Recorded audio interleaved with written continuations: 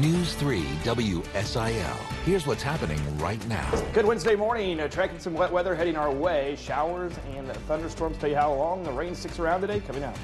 Well, in your Wednesday headlines, the results are in. We'll show you who won the Kentucky primary election. Plus, it didn't seem real. I think it was just instant shock. A Williamson County family at a loss for words as they grieve for their son killed in a weekend crash. News 3 this morning starts right now. We've got you covered from WSIL News 3 this morning.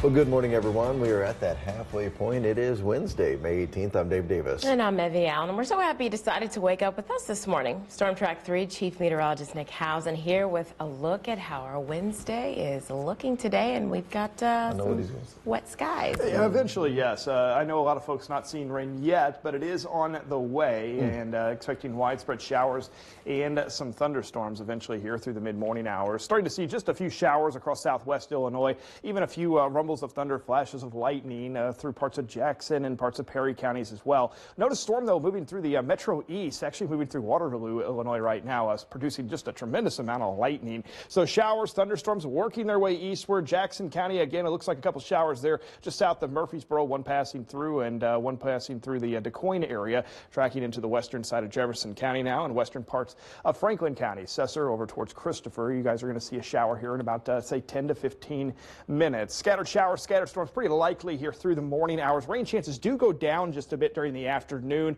Temperatures today into the lower 80s. It will be a little more humid this afternoon. A hit and miss shower storm possible during the heat of the day. We're not done with all the wet weather. In fact, a strong cold front set to arrive this weekend brings more rain our way. We'll time that out coming up. Well, we begin this hour with Senate primaries counting votes all over the nation. And in Kentucky, some election results are still rolling in. That's right. News 3's Brooke Slyer is in the studio now with a look at some of those results. Good morning, Brooke. Yeah, good morning, Evie and Dave. Well, election season is here, and we're keeping a close eye in races in our region, including Kentucky. U.S. Senator Rand Paul and Democratic challenger Charles Booker will face off for the Senate seat in November. Let's take a look at the results for incumbent Rand Paul. As you can see here, the Republican lawmaker received 86% of the vote, while Valerie Frederick was in second with only 4%. Now, Paul is running for a third term, and he shared this message about the win. Kentucky, I want to thank you for voting for me to be your Republican nominee for Senate. I'm honored to serve and honored to have your vote. Now, Paul did not hold an election night watch party. Instead, he released a video statement from Washington. Now, let's look at the Democratic side of the U.S. Senate race. Charles Booker won the Democratic nomination. He's a former state lawmaker who ran in 2020 and just barely lost the nomination to Amy McGrath. Now, this is a big challenge for Booker since Kentucky hasn't elected a Democrat to the Senate since Wendell Ford in 1992. Paul and Booker are very at odds fiscally. Paul supports limited government, while Booker is a supporter of sweeping health care and anti-poverty programs. In a statement, Charles Booker says, quote, in November, we will make history by defeating Rand Paul and expanding our Senate majority. Help us start the general election off strong. We have more on this Senate race on our website. That's WSILTV.com. For now, reporting in studio, Brooke Slyer, News 3. And here's some more of the local races. We'll start with the race in Ballard County for the sheriff. 100% of the precincts reporting Ronnie Giles wins with 83% of that vote. Now in Caldwell County for sheriff, let's start on the Democratic side. 4 candidates are on the ballot. John Pettit is the winner of this race with 42% of the vote. And on the Republican side, 6 candidates on the ballot. And this race was just a little bit closer. Don Weedman wins with 40% of the vote. Now to the race for sheriff in Callaway County. Incumbent Nikki Knight went up against Ryan Dawson. Knight won 76% of the votes with a 100% of precincts reporting. And a Crittenden County Sheriff's race where 4 people are on the ballot, and it was a close race, but Evan Head wins with 32% of the vote. In Fulton County, incumbent Derek Goodson faced Chad Parker. Goodson was not reelected after Parker took home 59% of the vote. And finally, the race for McCracken County Sheriff Ryan Norman and Wesley Orzine. Norman does take the win with 4,544 votes. And we were in McCracken County, where voter turnout ended up just over 10%. And it's a pretty big drop compared to the 2018 election, where 16% of registered voters cast a ballot. It is also the first election where 2 new laws were put in effect. First is a 3-day no-excuse early voting period, and the second is a county voting center at the McCracken County Courthouse. County Clerk Julie Griggs says both laws were popular with voters that showed up.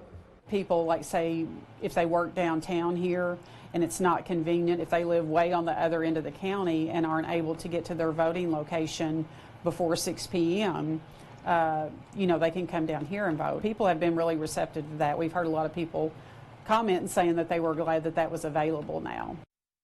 And you can check out the primary election results on our website. There you'll find the latest numbers and statements from lawmakers. Just head on over to WSILTV.com.